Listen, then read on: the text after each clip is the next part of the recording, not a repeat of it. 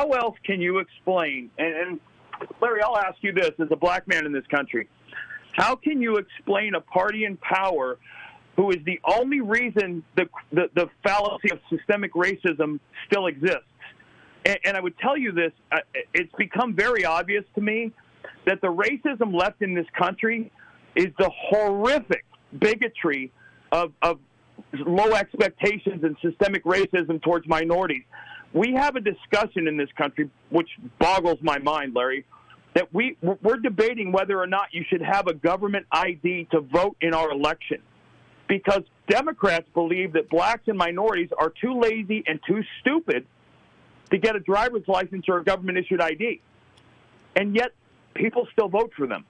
Well, Curt, my reaction is, as an American, this soft bigotry of low expectations, the first time I heard anybody say that was George W. Bush, who's white.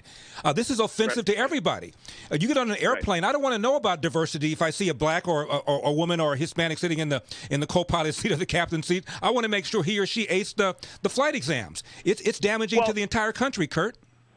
Yeah, well, Larry, if you go back to the first big WikiLeaks dump back during the Clinton days, there was a document I read that was absolute, and it never got enough press, but it was mind-boggling in its racism.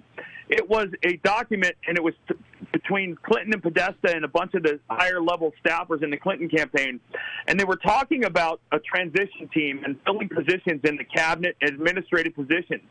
And they had the job title, let's say, Undersecretary of Agriculture. And it wasn't a list of names. It was a list of races. It would be nice to have a black lesbian woman in this position. And then another position was, it would be nice to have a gay man in this position. Should be somebody from the Middle East in this position. And it was a document in a nutshell that summed up exactly who these people are. Well, that's right. And you got Joe Biden saying, I want to quote a cabinet that looks like America. What the hell does that even mean? You want a baseball team that looks like you want a baseball team, Curt, that looks like America, or do you want a baseball team that wins? It would be 13% black, right? Right. Now, Curt, I got to ask you. Do you think that Barry Bonds, Mark McGwire should be in the Hall of Fame?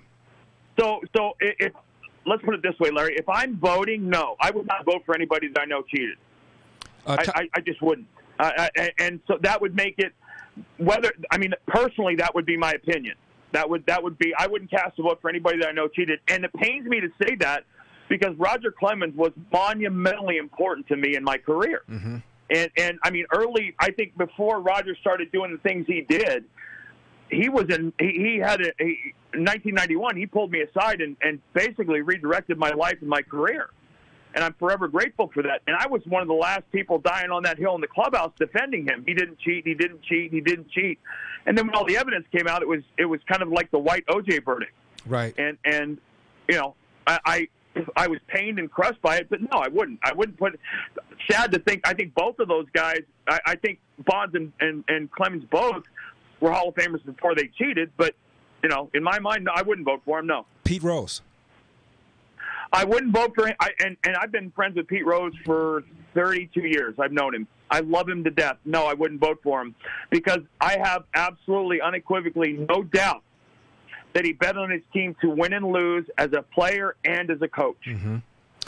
And I don't know any other way to put this, Larry. Every locker room I ever walked in, from the first day in Elmira, New York, to my last day in Fenway, the same sign is on every clubhouse door, the gambling rule. Mm-hmm. It's the one taboo. My guest is Curt Schilling. Curt, we have a couple minutes left. Why didn't you do performance-enhancing steroids? Why didn't you do something to that everybody else was doing? What made you not do that, Larry, stuff? I was talking to my son last night about this because we were talking. My youngest son, we were talking about Jose Canseco and all the things he's going through, and I told him how I felt bad for him. I felt sad, and we got on to talking about performance-enhancing drugs, and I said, you know what? I never ever thought about it. I never considered it. Like, I never sat around and thought, you know what, I should do PEDs. Because in my mind, I was always thinking about what I can do tomorrow to be a better ball player. And that wasn't part of the equation. It's like somebody wanting to be a billionaire and thinking about, I'm going to start a business, I'm going to work my butt off.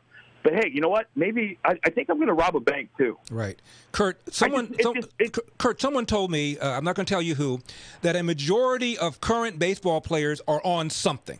A majority. True or false? Wow. Well, I was wrong when I played, Larry. I was wrong. I undershot the number by a large percent. I didn't believe. The other thing I told my son, I played 22 years, Larry. 22 years of professional baseball. Mm-hmm. I never, hand to God, I never saw steroids in the clubhouse in my life. Never. I never saw a player take it. I never saw needles. I never saw the stuff. Obviously, a lot of people were doing it, but I never saw it. And there's a reason why you don't see it, because somebody that does it is admitting they're not as good as you. Well, Curt, we're going to have to end it there. Curt Schilling, thank you very much for taking the time to have this discussion with us. I just want to say, Larry, that there's 80 million plus of us out here, and you have an enormous group of people pulling for you and praying for you on a daily basis. God bless you. Stay strong. I know you're a black man in this country, and you're a conservative, so you're battling things I couldn't dream of. Stay strong, brother. Thank you so much, Curt. God bless. God bless you.